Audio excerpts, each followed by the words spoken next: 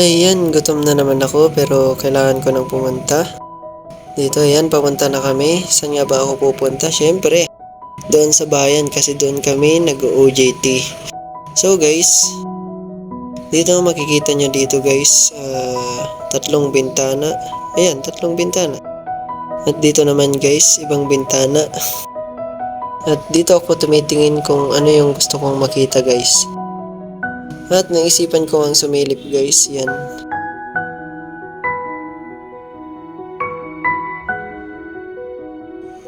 So guys, ngingiti muna ako dito.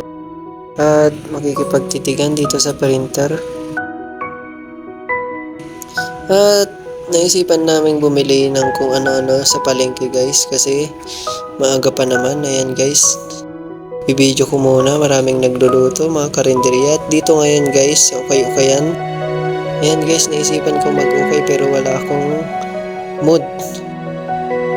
Ayan guys, video-video na lang muna. Wala akong mood pumili ngayon guys, pero karamihan ng damit ko guys ay okay-okay. Promise yan, legit. Ayan guys, patuloy kami sa paglalakad at pupunta kami sa mga nagtitinda ng prutas guys. Yan guys, marami kaming nakikitang prutas dito. Ayan, si singkamas na 60 pesos per tali. Ayan, may mga pakwan din guys. Marami kang makikita dito guys. Dito lang sa bayan ng Asinggan. Ayan guys, patuloy kami sa paglalakad. At patungo kami sa buhay mo. Ayan guys, nasa labas na kami ulit. Pabalik na kami sa office. Ayan guys, sobrang init na. Hindi namin namalayan na may mahal na pala siyang iba. Ayan guys, pakyat na kami. Papunta na kung saan kami pinagtagpo. Ayan guys, lahat ng mga nabili namin. Pero hindi sa amin.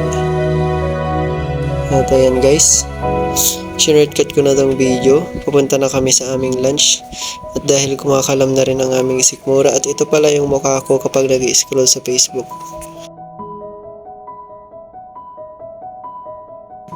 So ayan guys, pagtapos kumain, syempre kailangan natin ng konting linis sa bibig.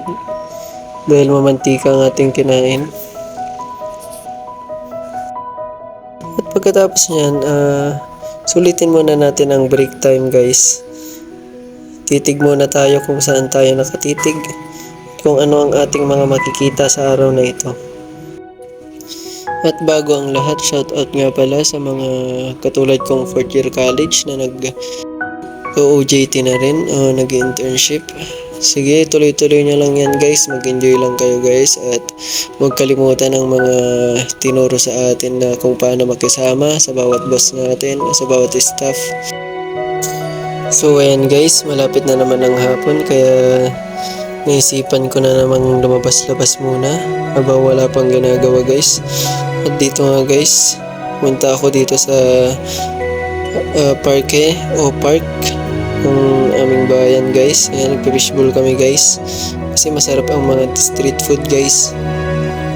At ayan nga guys, to make the story short, kapagod man ang araw pero ganyan pa rin ka-enjoy ang mag-internship.